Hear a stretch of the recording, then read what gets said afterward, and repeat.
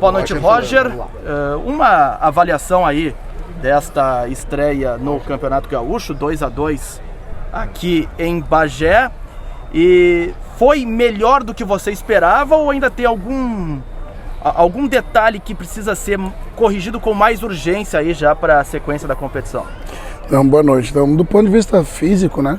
Essa é a estreia, penso que a gente conseguiu suportar bem todo o jogo.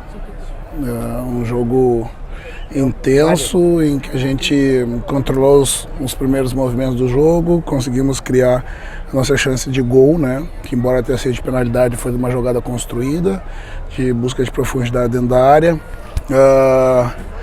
Tivemos dois momentos de desconcentração, que foram exatamente os momentos que o adversário cresceu no jogo e conseguiu 2 gols. Né? Uma delas um lance de mão, né? Um lateral lançado dentro da área, depois uma bola de falta batida rápido, e que a gente não tomou cuidado nem de se posicionar melhor, nem tampouco de guardar a batida, né? Que o árbitro deixou que seguisse sem um apito. Voltamos para o segundo tempo com uma mudança, né? Para a gente ganhar um pouco mais de velocidade no meio, ali no lugar do Pastor. Criamos a nossa oportunidade de bola parada também, logo no início, tivemos bola na trave. Penso que foi um jogo equilibrado, né? Uma estreia que poderia ter sido, pelas oportunidades, decidida para qualquer um dos lados, mas vejo que, em função do que aconteceu no jogo, né, das perdas que nós tivemos, né, da entrada breve, né, do Pablo, né, numa mesma circunstância, parecido com o jogo contra o México, e por outra circunstância, obviamente, e do Clayton, a saída dele para a entrada do Vitor, que penso que fez um bom jogo. Isso tudo mexe um pouco com o ritmo da partida, mas penso que para a estreia, né, foi o que a gente podia fazer nesse momento, né, e a gente vai evoluir, né, jogo a jogo, né, que é só o primeiro movimento. Roger, é claro que você perdeu Gabriel Carvalho, Bruno Tabata, não contou com eles nessa estreia do Gauchão, mas mudou a presença de um atacante agora pelo lado direito, com o Wanderson, Vitinho ingressando no segundo tempo. Hoje o Inter anunciou o Carboneiro. Isso indica uma mudança também na forma de jogar para o ano, ou é teste de início de Gauchão? Não, obrigatoriamente não há uma mudança, né? Tu tem hoje, para esse jogo, tivemos 2 jogadores mais agudos, né? Com o Gabriel e o Tabata, tu tem mais um meia ponta. Não é uma mudança, é as alternativas que nós temos para esse momento, né? Mas a ideia de ter aquisições para esse setor é justamente a gente jogar no ataque sempre, buscar sempre as substituições que nos mantenham no ataque dentro do jogo, né? E essas ausências, né? As contratações que estão chegando, essas ausências por um motivo ou outro, ou pela seleção, ou pelo preservado inicial, em função do começo da pré-temporada. Claro que elas são sentidas, né? Mas hoje a gente conseguiu trazer aqui um time, né, que brigou, que jogou quando pôde, que entendeu a característica do jogo. Eu salientei para os atletas agora no final, a gente vai encontrar muitos jogos desse nível, com essa característica, e a gente precisa, o mais rápido possível, entender, né? Quando a gente joga, dá para jogar. Quando a gente joga, o gramado não estava nas piores condições, pelo contrário, um gramado que permitia que a bola rolasse, mas ela quicava muito. É um adversário que busca muitas bolas nas costas, jogos que a gente vai ter que se adaptar. E é só o começo, né? Alguns ensinamentos importantes, né? Quando está na frente, define a partida, mata, não deixa o adversário crescer emocionalmente na partida como cresceu. Roger, Boa noite. Você falou em desatenção nos 2 gols sofridos. Tem algo a mais do que isso, Roger? Principalmente em relação à bola parada, bola aérea defensiva, já é um problema que se via no Inter no ano passado.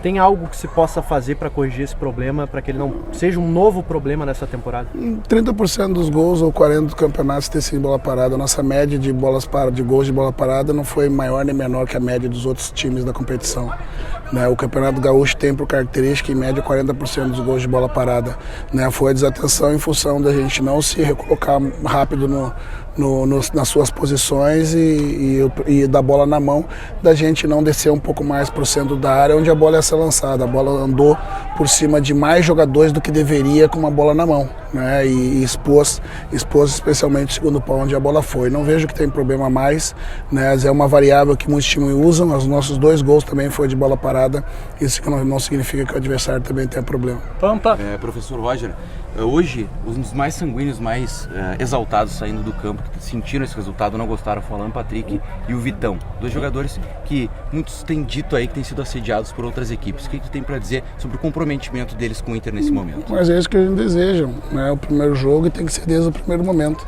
A gente precisa pisar no acelerador, né? A gente precisa de todo mundo com esse nível de indignação, seja no início, no meio ou no final da partida, né? Porque se sai dessa forma é porque sentia que poderia ter sido diferente e não foi por detalhes que por vezes, né, a gente deixa escapar dentro do campo.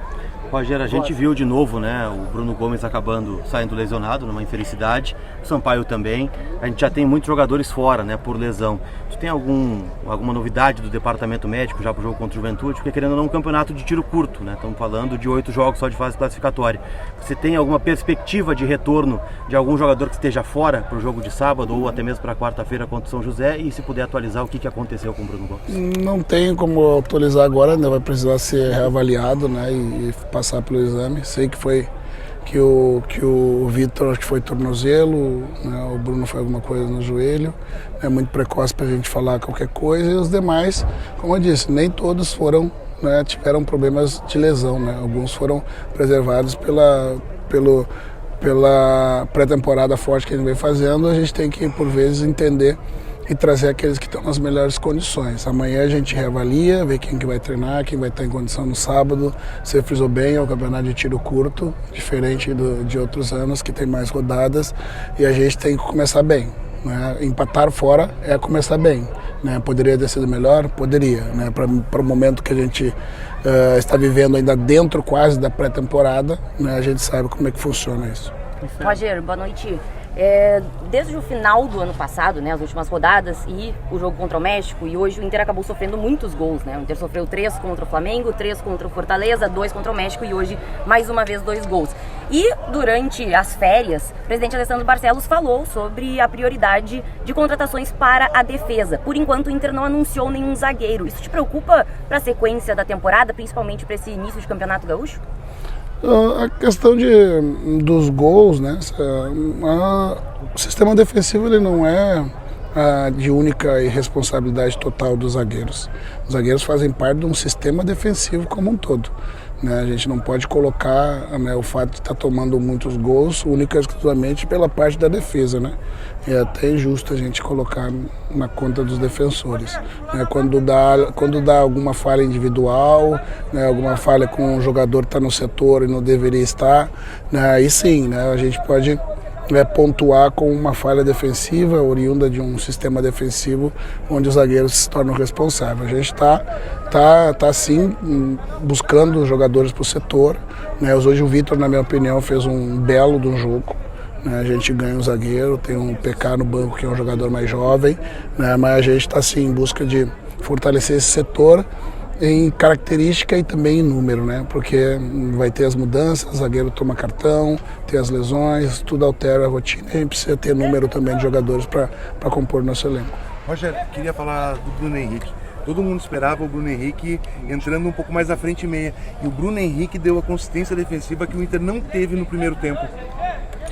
O Bruno, ele foi meu atleta em outro clube e atuou de 5 comigo também, né? E todas as vezes que eu preciso colocar o time mais à frente, eu tenho a confiança de colocar o Bruno como 5, com a saída, com o bom passe dele, sem perder a proteção da defesa, né? Você mexe um pouquinho na característica, mas não perde a força defensiva. Ele entrou muito bem, elevou o nível, né, de competição no meio campo. E o Pastor tem um pouquinho de dificuldade no primeiro tempo, né, de controlar um pouco as ações, ser um pouco mais ágil com a bola no pé.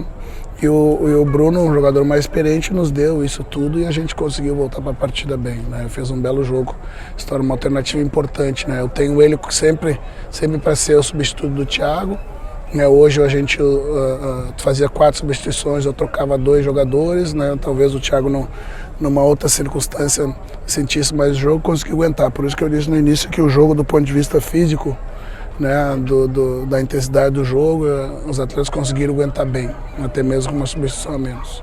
Rogério, justamente sobre essa questão da física que você comentou, o time do Bagé começou em dezembro ainda a preparação para o Campeonato Gaúcho. O Inter há 2-3 semanas.